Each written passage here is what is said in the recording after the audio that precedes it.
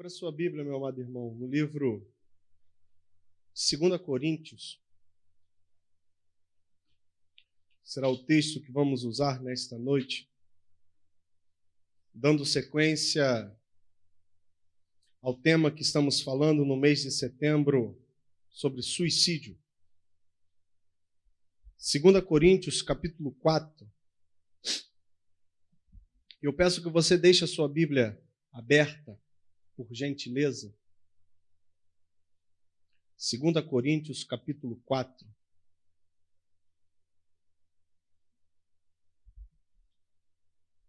Peço que você não se disperse, que você, se possível, não converse, se possível, não olhe o seu celular, mas que você esteja aí no seu assento, ouvindo aquilo que vamos falar com os ouvidos, mas com o coração ligado nos céus e clamando pela presença do Espírito Santo mais ainda em nosso meio nesta noite. Vamos orar mais uma vez. Amado Deus, Santo e Poderoso Pai, queremos aqui te agradecer mais uma vez por esta oportunidade, Senhor. E agora vamos falar, vamos olhar para a Tua Palavra, vamos compartilhar aquilo que o Senhor reservou para esta noite. E te pedimos, ó Deus, continua a direcionar e a conduzir. A mim, Senhor, eu te peço, me capacita, me usa e tenha liberdade, Senhor, de falar aquilo que Tu queres dizer, mas também talvez tirar aquilo que esteja aqui e não é reservado para esta noite, Senhor, a ser dito. Portanto, ó Deus, toma tudo, toma este momento do meditar da Tua Palavra, para que saiamos daqui alimentados e cheios do Teu Espírito. É o que eu oro, junto com os meus irmãos, no nome santo e poderoso de Jesus. Amém.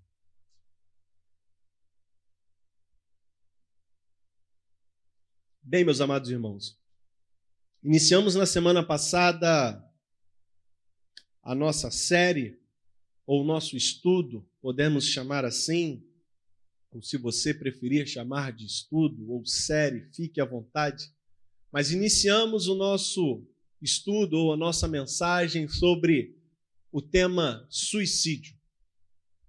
Mas antes de darmos sequência no que vamos falar nesta noite, e aí eu já peço a sua paciência aos que estiveram aqui na semana passada, mas eu vou fazer aqui uma reprise, uma recapitulação de alguns pontos que nós abordamos na semana passada, e eu vou estar aqui repetindo, porque são pontos importantes, e eu gostaria que aqueles que não estiveram aqui na semana passada, hoje, tivessem a oportunidade de tomar conhecimento desses pontos importantes, desses indicativos que são válidos para o nosso conhecimento, porque são indicativos e pontos que vão dar embasamento para a importância desse estudo que estamos fazendo aqui nesta noite.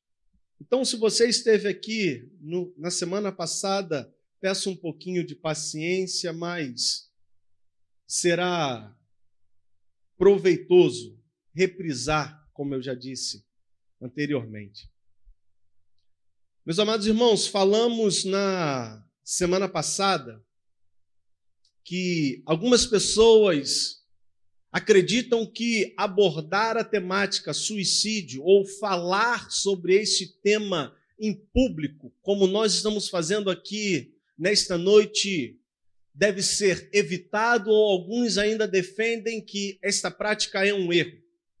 Eles pensam dessa forma e defendem isso baseado na ideia de que falar sobre esta temática em público, abordar o tema suicídio em um público onde abrange uma quantidade expressiva de pessoas, precisa ser evitado, pois falar sobre isso pode despertar o desejo ou o pensamento naquela pessoa que está recebendo esse estudo, que está ali sendo o ouvinte. Porém, meus amados irmãos, nós falamos que esse modo de pensar é um modo completamente errado, pois é preciso sim falar sobre este tema. E a igreja ela não pode estar fora, ela não pode ficar de fora no que diz respeito à abordagem desse tema e falar sobre algo tão grave, algo que tem afligido a cada dia mais jovens, onde o número de jovens que tiram a sua própria vida tem subido de maneira alarmante. Então, a igreja não pode estar omissa ou tomar para si como verdade este pensamento que é melhor não abordar esse tema. Não. Falamos também que o nosso objetivo ao olhar para esse tema é trazer a nós orientações, abordar os sintomas, os cuidados que se devem ter, mas fazendo aqui um paralelo entre aquilo que a ciência vai falar, aquilo que a ciência defende, mas em contrapartida, olhando para aquilo que a Bíblia trata, aquilo que a Bíblia vai dizer. A Bíblia não vai dizer especificamente, mas vamos aqui dizer o lado espiritual que está abrangendo este tema. Então vamos olhar no decorrer das nossas mensagens para o lado da ciência, da saúde, mas também para o lado espiritual. E aí falamos na semana passada qual é a razão do setembro ser chamado Setembro Amarelo. Por que foi escolhida a cor amarela? A cor amarela foi escolhida em razão de um jovem americano de apenas 17 anos, chamado Mike M., se não me falha a memória, ter tirado a sua própria vida dentro do seu carro, um Mustang da cor amarela. Daí então, após a morte de Mike, os familiares e amigos no funeral desse jovem fizeram ali um trabalho ou uma campanha, podemos chamar assim, aonde no funeral eles escreveram bilhetes em fitas amarelas e foram entregando ali no funeral daquele jovem para que aquela mensagem pudesse tocar no coração de pessoas que pudessem estar ali naquele funeral e que estivessem passando pelo mesmo drama que Mike estava vivendo e assim então não decidir por tomar a mesma decisão que aquele jovem. Então, a partir deste ponto, a partir da morte desse jovem e a partir desta atitude que foi feita no funeral de Mike, começou a se propagar a mensagem de que deveríamos sim olhar com mais cautela e atenção para o suicídio. Meus amados irmãos, no mundo, o suicídio é a terceira causa de mortes entre jovens da faixa etária de 15 a 29 anos. E a sétima, quando nós olhamos para crianças da idade de 14 a 17. No nosso país, o suicídio ele é tratado como calamidade pública, ou melhor, como um problema de saúde pública, aonde esse número vem aumentando absurdamente. E estudos dizem que 32 brasileiros tiram a própria vida por dia. Isso faz, meus amados irmãos, com que o suicídio venha causar mais mortes do que a AIDS e mais mortes do que todos os tipos de câncer juntos. Então, não estamos falando aqui de algo simples, algo que pode ser visto como irrelevante, não. O suicídio, meus amados irmãos, é algo que precisa de uma atenção, e isso, graças a Deus, tem sido realizado. O suicídio é preciso ser entendido por nós como algo que pode ocorrer com qualquer pessoa. O suicídio é algo que pode atingir jovens, pode atingir adultos, não depende a faixa etária de idade. O suicídio pode atingir tanto homens como mulheres, ele pode atingir rico, ele pode atingir pobre, ou seja, não se importa a cor da pele, o nível acadêmico ou o saldo na conta bancária. Isso não é um diferencial ou um parâmetro para dizer apenas tais pessoas são propícias a cometer o suicídio. Não. A prova disso, meus amados irmãos, é que se nós olharmos para o nosso próprio país, e aí olharmos para estados que são considerados como estados referências, estados com uma ótima qualidade de vida, de grandes oportunidades, nós vamos ver altíssimas taxas de suicídio. Santa Catarina ocupa o terceiro lugar com 8,6 mortes, 8,6 suicídios a cada 100 mil habitantes. O primeiro lugar é ocupado pelo Rio Grande do Sul, com 10,2 suicídios a cada 100 mil habitantes. Mas esses dados não traduzem a real verdade. São dados que, quando analisamos, já causam espanto, mas, na verdade, eles não estão ali descrevendo a real verdade, pois a cada um suicídio que é divulgado, a cada um suicídio que é contabilizado ou que é exposto pela mídia, existem outros 10 que não são contabilizados ou tratados como suicídio. Isso em razão de não se dizer, se não colocar no registro ali de óbito que a causa da morte foi o suicídio. Então, esses dados podem ser muito maiores, podemos dizer 10 vezes mais, talvez. Meus amados irmãos, há mais suicídios no mundo do que assassinato. E aí um dado que eu fiquei muito espantado e eu não tinha conhecimento, dado que mais de 50% das pessoas do mundo, mais de 50% das pessoas que vivem no mundo já cogitaram, já pensaram em tirar a própria vida. Diante disso tudo, meus amados irmãos, de tantos dados que, após tomarmos conhecimento, trazem espanto, trazem então a nós a atenção de, meu Deus, por que não olhamos mais com cautela e cuidado para essa questão?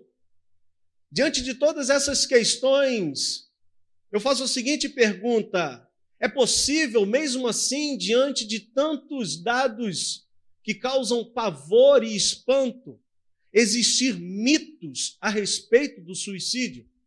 E a resposta para essa pergunta é sim, meu amado irmão. É possível sim existir mitos a respeito do suicídio. E aqui eu falo uma primeira fala que é tratada como um mito. As pessoas que ameaçam se matar estão apenas querendo chamar a atenção. Isso não é verdade, meu amado irmão. Isso não é verdade, e falamos na semana passada que essa é uma fala que está totalmente oposta e que destoa do ame o seu próximo como a ti mesmo. Pois uma pessoa que pode estar ali flertando ou cogitando tirar a própria vida, ela pode estar passando sim por um momento de dificuldade, um momento de angústia, e ela não está ali apenas querendo chamar a atenção, ela está ali dando indícios daquilo que está passando na sua mente e aquilo que ela está passando na sua vida. Portanto, suicídio não é, ou melhor, falar de tirar a própria vida não é querer chamar a atenção. Pode sim haver situações, mas isso não pode ser tratado de maneira geral. Uma outra fala é que o suicídio acontece por acaso. Mito. Isso não acontece sem um aviso prévio, vamos dizer assim.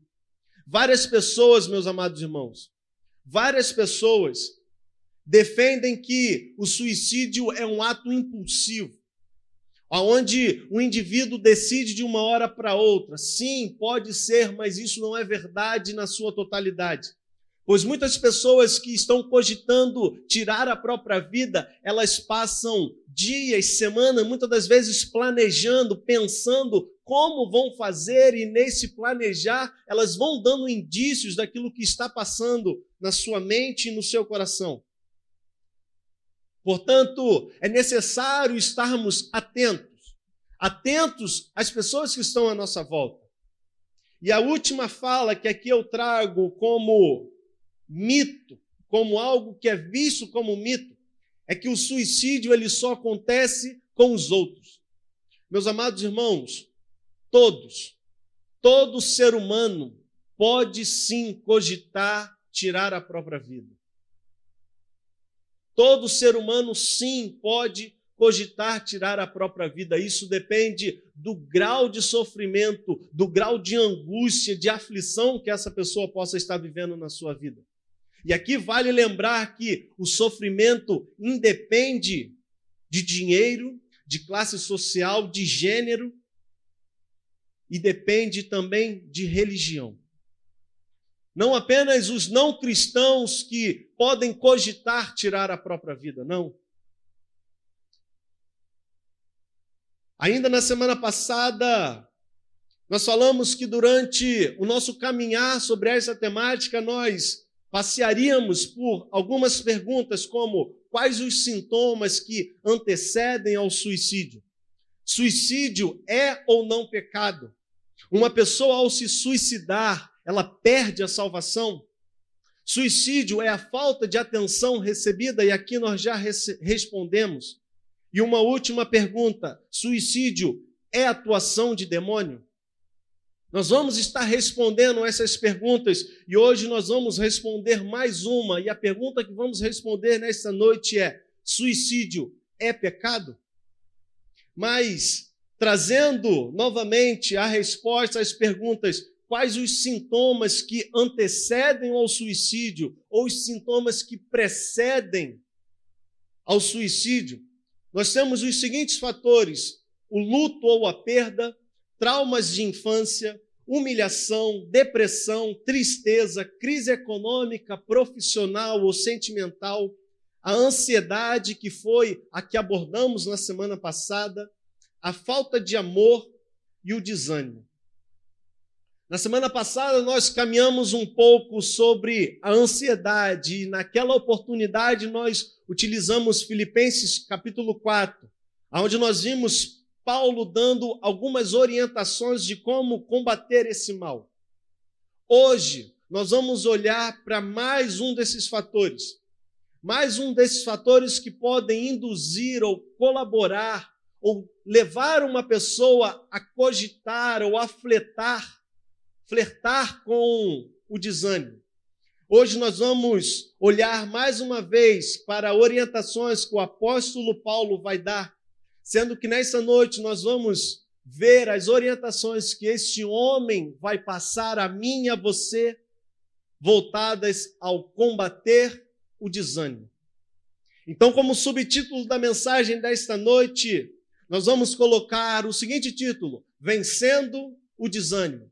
Na semana passada falamos combater a ansiedade, e hoje falaremos sobre vencendo o desânimo. Vá para a sua Bíblia, 2 Coríntios, capítulo 4, versículo 16. Diz assim: por isso, não desanimamos. Pelo contrário, mesmo que o nosso homem exterior se corrompa, contudo, o nosso homem interior se renova de dia em dia. Apenas esse versículo. O dicionário Aurélio, meus amados irmãos, dá a seguinte definição para a palavra desânimo. Ele diz assim, que desânimo é o estado de quem se mostra desanimado, desestimulado, desalento, desanimação, esmorecimento, ou seja, uma pessoa que está enfraquecida, por assim dizer. E aqui nós podemos olhar para esse fator chamado desânimo, e saber que, dentre todas as armas que Satanás usa para destruir a vida de uma pessoa, o desânimo é a mais comum entre elas. O desânimo me parece ser aquele produto que Satanás deixa na prateleira do supermercado da vida, vamos chamar assim. E ali ele deixa esse produto bem à mostra para que as pessoas possam pegar desse produto e pegar com facilidade e com abundância e colocarem dentro dos seus carrinhos. Fazendo, meus irmãos, uma metáfora de algo que acredito eu bem conhecido por todos nós, talvez uns já vivenciaram, outros só assistiram, mas fazendo uma metáfora a nós, podemos dizer que é como o dia do aniversário do Guanabara. Quantos aqui já estiveram no aniversário do Guanabara? Fica com vergonha não, meu irmão.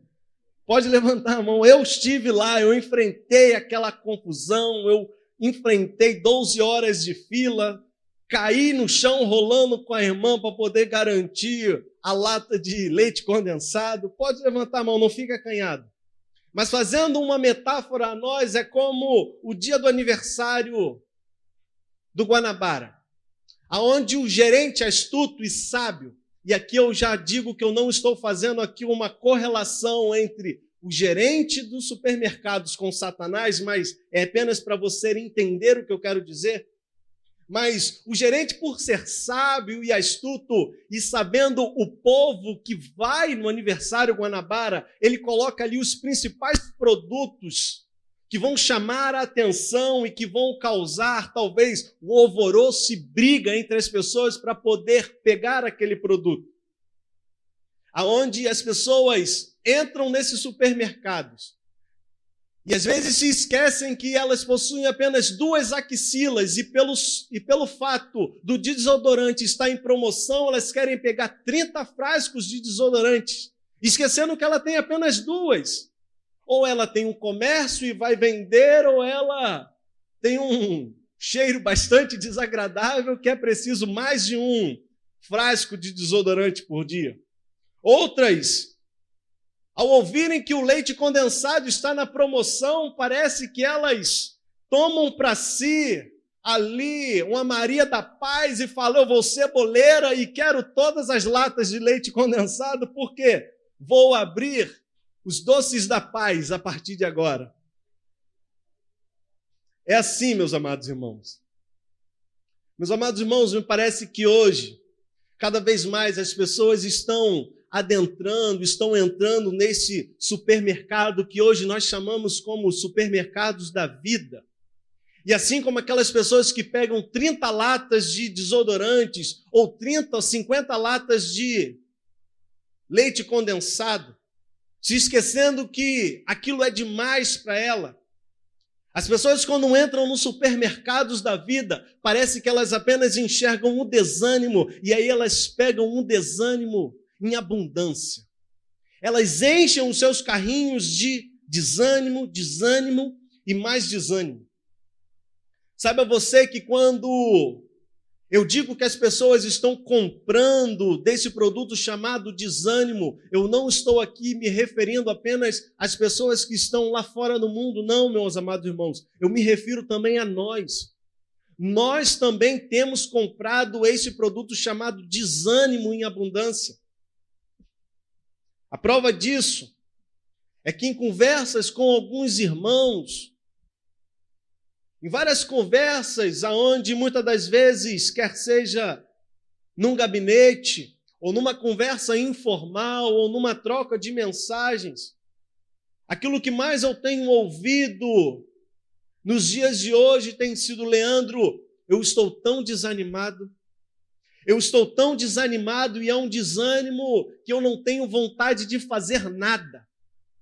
Leandro, eu estou desanimado de orar, eu estou desanimado de ir à igreja, eu estou desanimado de procurar emprego, eu estou desanimado de ir ao culto de domingo à noite, de segunda, de sábado, de quarta, de sexta, de domingo de manhã. Então, acorda cedo, nem pensar, o desânimo me prende ali na cama. Eu estou desanimado de estudar, eu estou desanimado de ler a Bíblia, de jejuar, enfim, eu estou desanimado de tudo.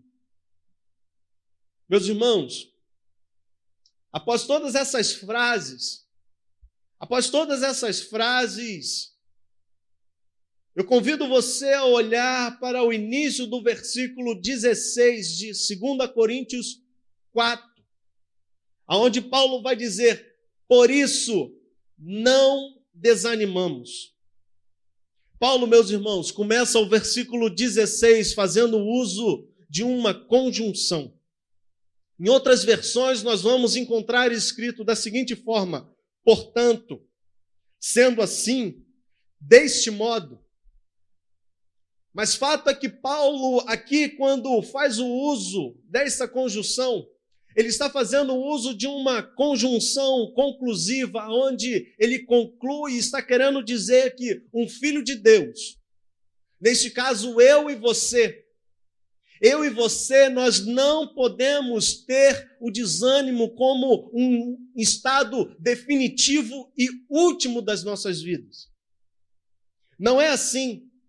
Paulo, em sua fala, ele está advertindo a nós, a mim e a você, onde ele está dizendo que nós não podemos ser vencidos pelo desânimo. Podemos sim, em alguns momentos da nossa vida, sentirmos desanimados, sentirmos o peso das coisas, mas nós não podemos nos dar por vencido e entregar os pontos e dizer que a minha vida daqui para frente será uma vida desanimada. Entenda você, meu amado irmão, que eu não estou falando, e aqui eu destaco, que o crente não desanima. Sim, o crente desanima, sim. O crente pode desanimar, sim, pois o desânimo é um sentimento natural do homem. Mas o que eu estou querendo dizer aqui nessa noite é que o crente ele não pode olhar para o desânimo tendo ele a ideia e aceitar o desânimo como se fosse um estilo de vida ou um estado definitivo e irreversível da sua vida. Não. Por isso Paulo vai dizer, por isso não desanimamos, ou seja, não é contínuo, não é perpétuo, é sim por um momento, por um período, mas o desânimo não é o estado definitivo da vida do crente. Existem 3 portas, meus amados irmãos, pelas quais o desânimo entra na nossa vida. E eu gostaria nessa noite de destacá-las para você, para que você possa tomar conhecimento, estar atento e assim então poder fechar essas portas para que o desânimo não entre na sua vida. A primeira porta pela qual o desânimo entra na nossa vida é quando você mede o tamanho do gigante. Meu amado irmão, eu quero dizer para você nessa noite, não meça os gigantes que surgirem diante de você. Não meça os gigantes que chegarem à frente de você no curso da sua vida. Quando os homens de Israel foram espiar a terra de Canaã, aqueles homens foram àquela terra, observaram aquela terra e eles trouxeram um relatório. O relatório dizia assim: a terra é boa, a terra é ótima, os frutos suculentos. Mas existe uma coisa: aquela terra possui gigantes de 3 metros de altura.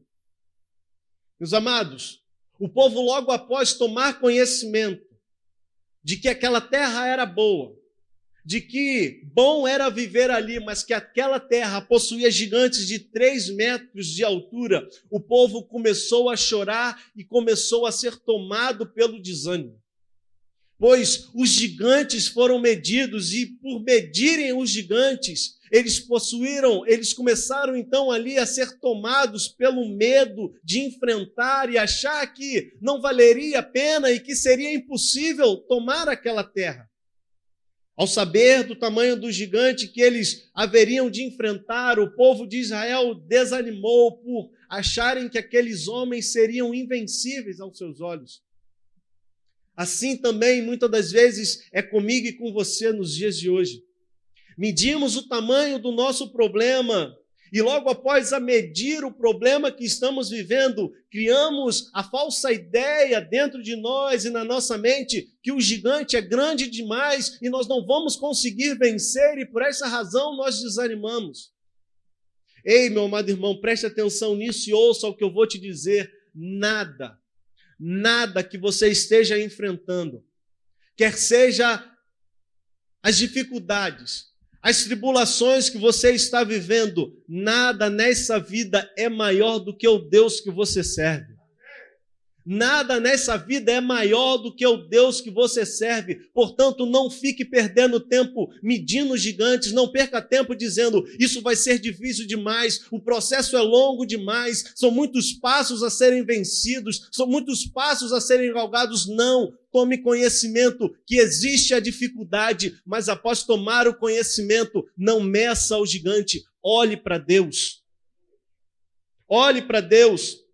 Você não foi separado, escolhido por Deus para você ficar por aí medindo o gigante, não. Você foi separado para seguir caminhando, passando por lutas, singrando os mares, independente daquilo que aconteça na sua vida.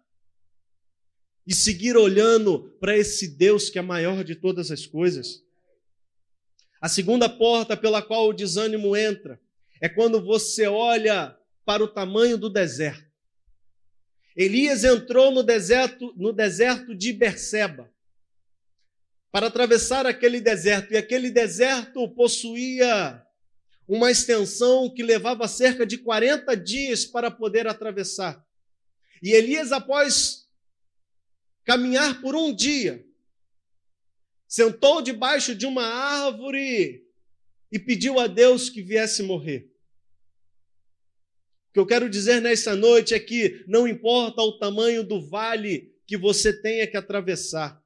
Os seus olhos não têm que estar no tamanho do deserto ou quantos dias ainda faltam para se vencer essa travessia. Não, os seus olhos têm que estar naquele quem criou o deserto.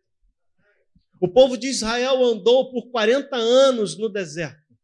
E dentro desse episódio nós podemos fazer duas fotografias, dois retratos. E no primeiro retrato, nós podemos aqui separar os escolhidos de Deus, que olharam para o tamanho do deserto e por essa razão foram tomadas pelo desânimo. Nessa primeira fotografia, é possível descrever a frase que esses crentes, que aquelas pessoas diriam. 20 anos, 30 anos andando nesse deserto e nada muda na minha vida. Eu ando dia, eu ando de noite, eu ando aqui nesse deserto. As minhas roupas são as mesmas. Todo dia eu como maná. Nunca tem uma picanha na brasa, nunca tem aqui um cozido, nunca tem aqui um ensopadinho. Todo dia maná. Eu já estou desanimado, eu não aguento mais. Aqui, meus amados irmãos, nós temos o crente que é tomado pelo desânimo, aquele que permite que o desânimo entre no seu coração e a única coisa que ele consegue fazer é reclamar. Mas nós temos um segundo retrato, e nesse segundo retrato nós vamos ver os escolhidos de Deus, que não olharam para o tamanho do deserto, mas olharam para o Deus dos céus, e por isso não foram tomados pelo desânimo. Nessa fotografia, nós podemos ouvir a seguinte fala desses crentes: glória a Deus, aleluia, caramba, eu estou 30 anos andando aqui nesse deserto e a minha roupa não rasgou, a minha sandália não gastou. Eu não estou plantando nada, eu não estou cultivando nada e todo dia eu recebo comida do céu. Como se não fosse o suficiente, ele ainda diz, Deus é tremendo e maravilhoso e por isso, mesmo eu estando errado, não merecendo a sua misericórdia, ele supre todas as minhas necessidades e ele tem feito isso durante todos esses dias ao longo desses 30 anos. Meus amados irmãos, o crente do retrato 2 estava na mesma circunstância do crente do retrato 1. Mas as suas perspectivas, as suas visões eram completamente diferentes. Isso porque enquanto um apenas olhava para o tamanho do deserto, O outro olhava para o seu Deus, o outro se enchia da renovação de que Deus estava com ele e que dia após dia o Deus que ele servia não iria deixá-lo ali passar por uma situação que não viesse da aprovação de Deus. Ouça isso que eu vou te dizer. Muitas das vezes, eu e você abrimos a nossa boca para dizer que a nossa vida está uma monotonia só. E que nada na nossa vida anda, e em razão dessa monotonia nós reclamamos.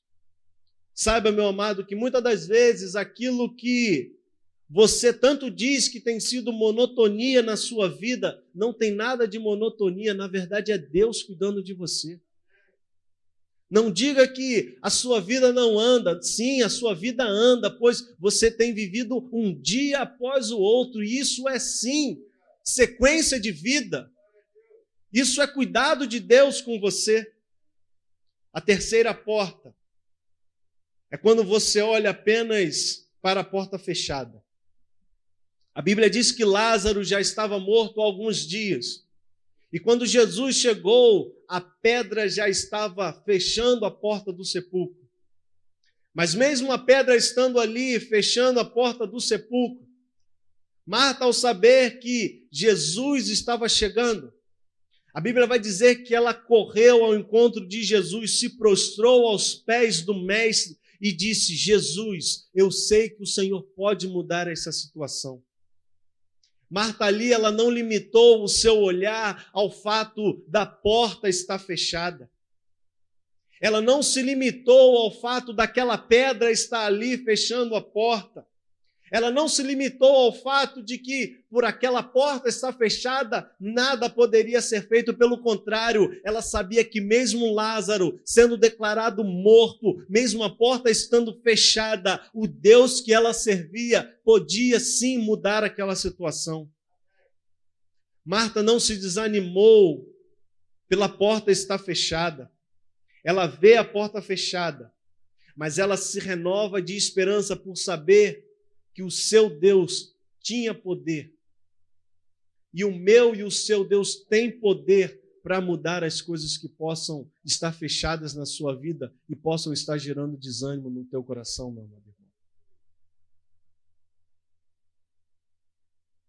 Portanto, nesta noite, se você está aqui, talvez você já está desanimado de procurar emprego, talvez por não encontrar uma porta de emprego. Quero te dizer nesta noite, meu amado irmão, renove as suas esperanças, porque Deus pode sim abrir uma porta de emprego para você. Mesmo que a economia diga que estamos caminhando para baixo, saiba que quem controla a economia, quem controla a sua vida é Deus. Portanto, se renove de esperança nesta noite e creia que Deus pode sim abrir uma porta de emprego para você. Mas diante disso tudo, levantamos a seguinte pergunta: um servo de Deus pode sofrer de ansiedade, de depressão ou de desânimo? Um servo de Deus, um escolhido de Deus, pode desejar a sua própria morte? A resposta para essas perguntas é sim. Sim é a resposta a essas perguntas. Mesmo eu sendo um servo de Deus, eu posso passar por essa situação. Se olharmos para a Bíblia, nós vamos encontrar grandes nomes e grandes homens que, em certos momentos da sua vida, passaram ali dor, grande angústia e sofrimento. E por estarem vivendo esses momentos, eles desejaram a própria vida. Elias, como citamos aqui, Jonas, onde sentou ali debaixo daquela planta e após ela secar falou: Senhor, é melhor morrer. Então um servo de Deus pode sim desejar a morte.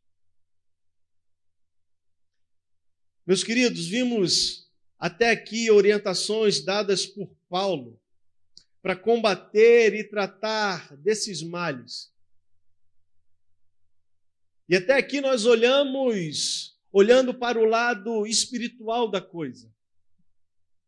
Começamos na semana passada vendo que a oração é o passo inicial para vencer a ansiedade, onde através da oração eu oro a Deus e por essa atitude, a paz de Deus, como resultado da nossa oração, a paz de Deus monta sentinela na porta de entrada do nosso coração, tendo ela ali a incumbência de impedir que os sentimentos que não provêm de Deus possam entrar no seu coração, blindar a sua mente e o seu coração contra pensamentos que não provêm de Deus, mas sim do inimigo.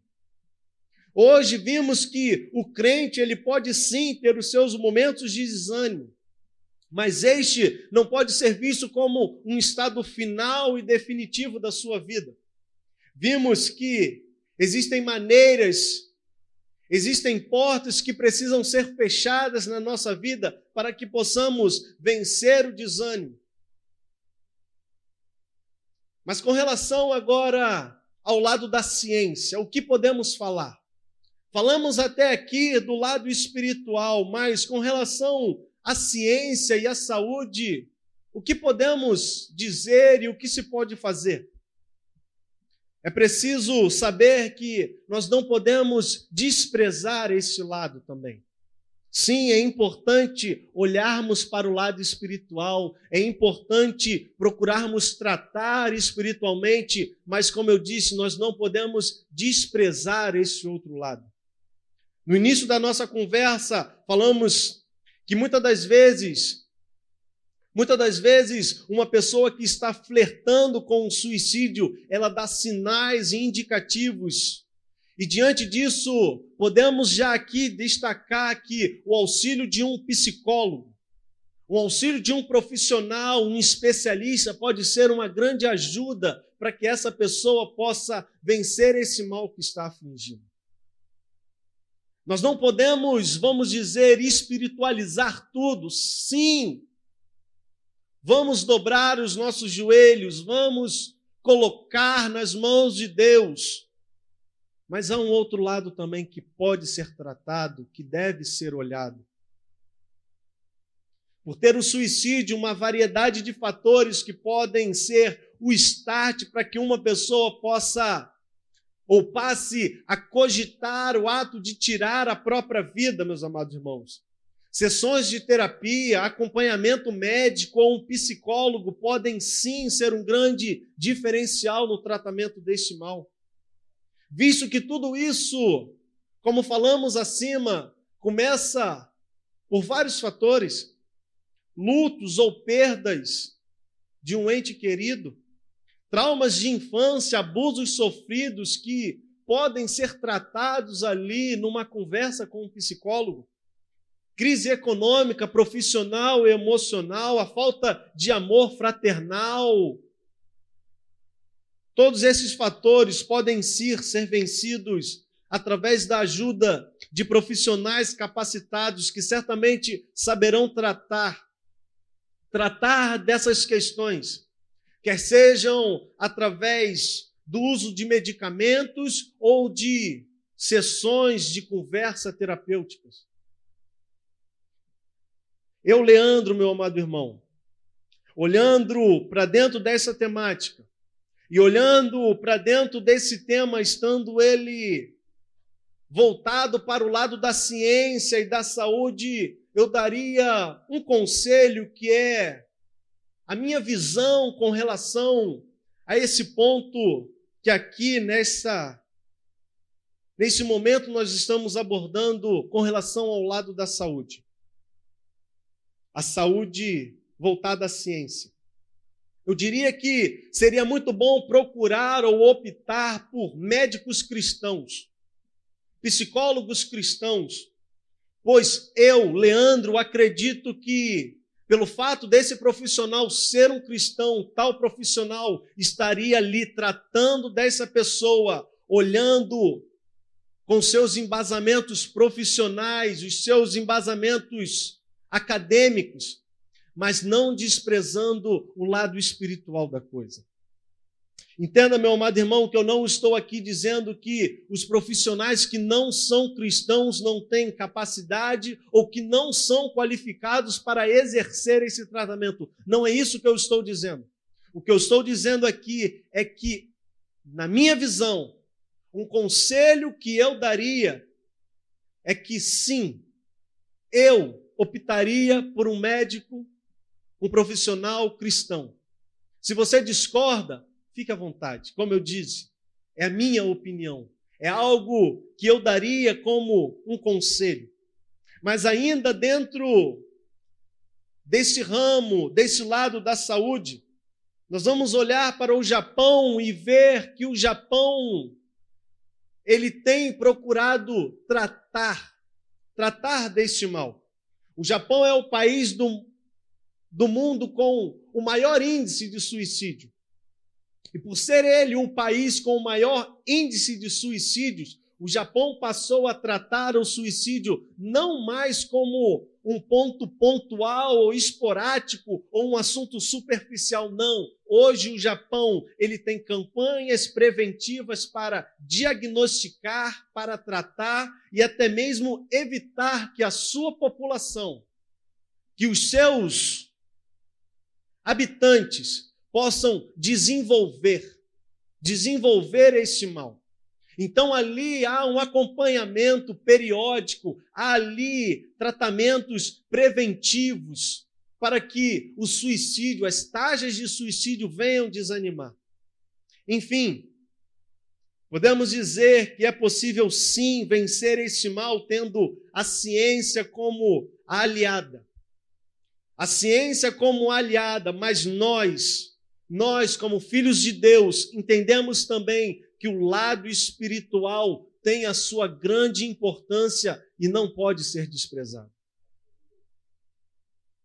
Voltando então para a visão espiritual ligada ao tema suicídio, eis a pergunta desta noite: suicídio é pecado?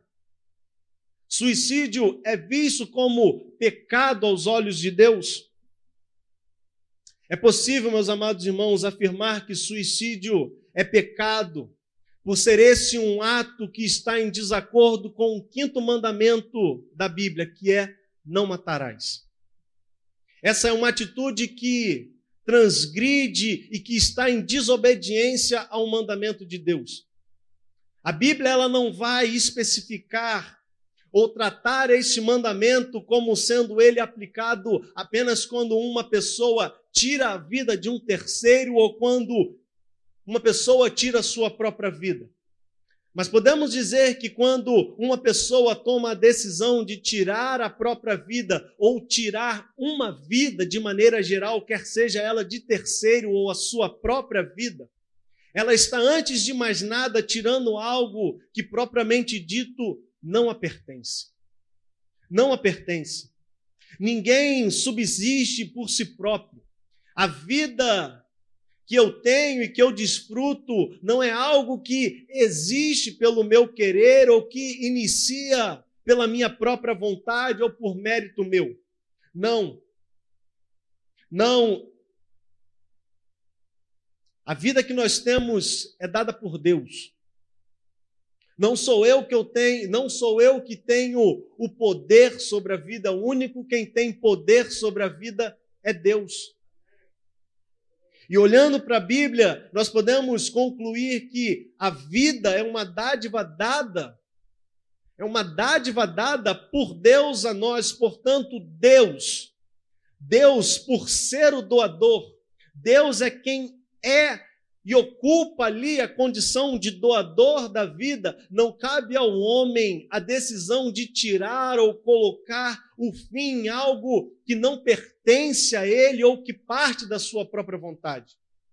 Efésios 5:29 vai dizer: porque ninguém jamais odiou a própria carne, antes a ela alimenta e dela cuida.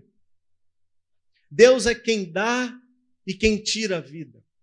O que cabe a mim a fazer é zelar e cuidar da minha vida, entendendo que a minha vida, entendendo que a vida que Deus me deu, o direito que Deus me deu de desfrutar a vida, tem como único objetivo esse que está escrito em Efésios 1, versículo 12, você não precisa abrir, está escrito, a fim de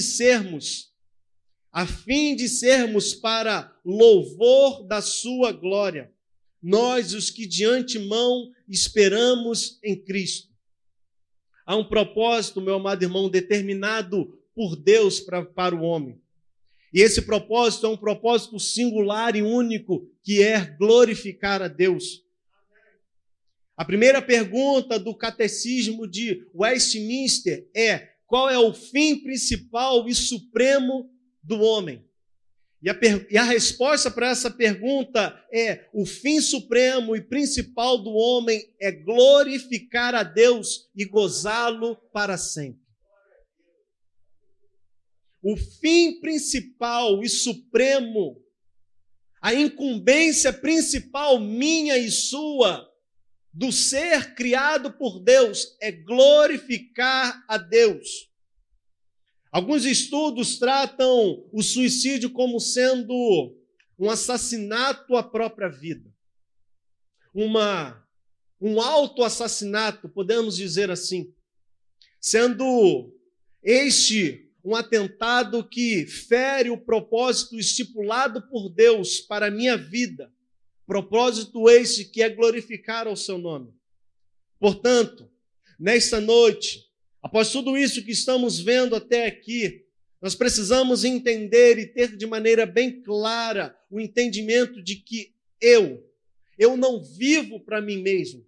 Eu não vivo para mim mesmo, eu vivo para a glória de Deus. E esse é o meu propósito.